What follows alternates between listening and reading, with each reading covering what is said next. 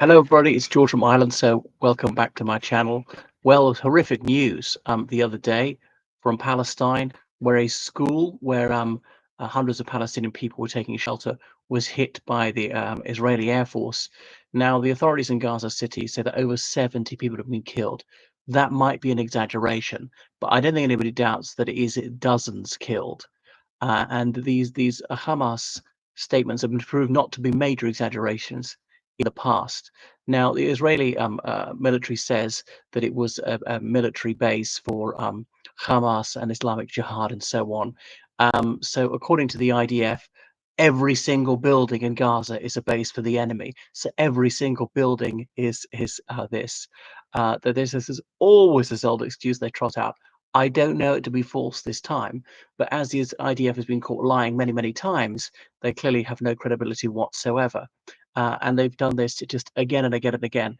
And even by Israel's own official estimates, they've killed far, far more civilians than they have Hamas fighters in this attack. So now the health ministry in Gaza, which is Hamas controls, says that 40,000 civilians have been killed by the Israeli Defense Forces. And again, there might be an overstatement. It was only 30,000, only 20,000. That's still horrendous. That's still grossly in excess of the about 1,000 Israeli civilians killed by Hamas on the 7th of October last year. So the United Nations says that the great majority of school buildings in Gaza have been destroyed or damaged, 477 out of 564, bringing education more or less to a close. So up to 1,000 people were in that school building, Al Tabain. Um, and they just do it again and again. It's staggering.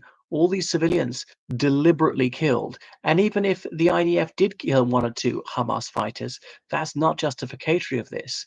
That is so indiscriminating. And to kill tens of thousands of civilians, and then the IDF has that chutzpah to claim is the most moral army in the world, which is not saying that Hamas is a good organization. It certainly isn't. So, wow, it's staggering. And it just goes on. And even the United States has almost no sway over the Israelis, despite the fact they give them billions of dollars in aid to Israel, already a very rich country. They give them access to some of their best military technology, which they wouldn't sell at any price to most countries, intelligence sharing, diplomatic support, wielding that United Nations Security Council veto in Israel's favor. They've used it in favor of Israel more than they've used it in favor of themselves. And they get really nothing back from Israel, just get slapped in the face constantly. So, as the United Nations International Children's Education Fund said, it was really outrageous, and it most certainly was. So it's staggering. You think of these people who've been terrorized in Gaza by the IDF for months, children, women, elderly people crammed in there, in mosques, and there's just nowhere safe for them to go. Again and again, they've been killed. And really, just nothing happens. I mean, the British Foreign Secretary David Lammy says there's a tragic loss of life, an immediate ceasefire. He didn't use the words like war crime, atrocity, or anything like that. No sanctions. Now, I always get this two quote from Zionists, and I'm not anti-Zionist. I accept Israel's right to exist. What about this? What about that? How about the Iranian regime is horrific to its people, the Saudi Arabian war in Yemen, and so on? And of course, there are many governments to criticize, but this one's particularly pertinent because the others don't go around boasting about their high ethical standards. And all right, the IDF is not as bad as some. And the other thing is, I'm a citizen of a country where the government actively supports what Israel's doing, despite weasel words about it. The United Kingdom sells arms to Israel throughout this war. And then you look at other Western countries, the United States in particular, has sold, is it $11 billion worth of weaponry to Israel since the 7th of October, knowing what it's going to be used for, despite knowing it's used for war crimes and crimes against humanity. And there was that government minister who said it would be justified to starve the people of Gaza to death, would be justified to starve 2.5 million people to death. Now, he said that Israel shouldn't do it, but only because the diplomatic blowback would be too much. And that person hasn't been sacked. Someone with that genocidal desire is still there in the cabinet. Wow, tells you a lot. Now, it ought to go without saying that no one should be mistreated on the grounds of ethnicity, color, nationality, religion, stuff like that. But unfortunately, it doesn't go without saying because there's all sorts of animosity, a lot of racial and religious hatred in the world, but particularly in the Middle East. But I'm tired of quoting W.H. Auden, those to whom evil is done do evil in return. So many people have been displaced, and how are these Gazans just about surviving. Unfortunately, I found out that tens of thousands of people from Gaza actually have been allowed out. I think the only solution is to allow everybody out. Obviously, they should be allowed to live in their home, but it's just unlivable. They can scarcely survive there. And other Arab and Muslim countries should step up to the plate. I think Western countries have agreed to take some refugees. Think of the Republic of Ireland, how many could we take? 20, 25,000, 1% of the population of Gaza, but it would be quite unpopular. You might say the United Kingdom had some role in causing this problem, so should take tens of thousands anyway. Germany saying, well, because the Holocaust will help Israel out, and then they won't have to worry about Hamas on that side. It'll also help the Palestinians out rather than being massacred there. But unfortunately, nobody's doing that. The silence is almost deafening. There are some politicians in European countries, in particular, who've raised their voices for Palestinian human rights, and in many countries, you're furiously denounced as an anti-Semite, which is preposterous, because Palestinians are Semites too. So and no one should be mistreated. And I realise the Jews have been treated worse than almost anybody else down the centuries. But that's not excusatory of crimes against the Palestinian people. And I know civilians always get killed in wartime, and civilian deaths cannot entirely be avoided. Obviously, one has to strive to minimize them. And the IDF is most certainly not doing that, always putting the blame on Hamas and Islamic Jihad. And there may be some truth to what they say to the use of human shields. Nevertheless, it behoves the IDF to still minimize civilian deaths. So some of this is just sheer sadism, doing far more than they need to. And surely they've killed Hamas a few times over. Hamas is scarcely fighting back. How on earth would they get any more ammunition in since the 7th of October? Israel's got such an enormous technological advantage, as well as intelligence advantage with drones, with listening devices, with all sorts of means of electronic warfare and surveillance.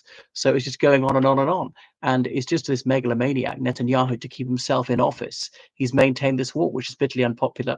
Someone who's detested by swathes of his own population, one of the most evil rulers in the world at the moment. So other countries, Western countries in particular, will rightly denounce atrocities by the Putin regime, but they will, at best, be silent about them when the IDF carries out against Palestinian civilians. So it really is nauseating, and it is heartening to see there were at least a few demonstrations in countries like the Republic of Ireland, like the UK. Some of these undergraduates camping out on university lawns. Did that do anything? Maybe it did a little bit. Maybe it's mitigated the slaughter a little bit. When on earth is it going to come to end? It reminds me just how fortunate I am to live in peace. I could be there. So yeah, these attacks going on all the time. So the great majority of Gazan civilians, displaced, internally displaced people outside in the boiling heat without any air conditioning, rarely get running water and electricity, and very little food. So much malnutrition. Well, the United States is really the only one that has much influence over Israel and could cut off arms. And the Biden administration, to be fair to them, they did briefly stop some arms sales, and this did worry some in the Israeli government to say, no, no, no, the United States is our vital ally. The cruciality of the relationship with the USA can scarcely be overstated. We mustn't push them too far, which is why Netanyahu is scarcely concealing his desire for the Trump administration to come back, and he'll probably get his way. But he's obviously got some openly racist people on his side who are viciously anti-Arab. So yeah, it's all very sad. Now, I'm not saying that most Israelis are bad, or even members of the IDF, and I was friends with some of them. Good people do bad things, and vice versa. They just follow orders, they follow the crowd, and so on.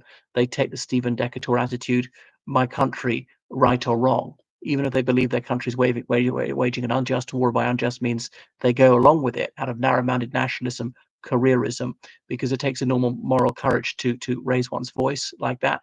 And there's some Israeli moral titles who said, no, we have to show some moral decency towards the Palestinians, and so on.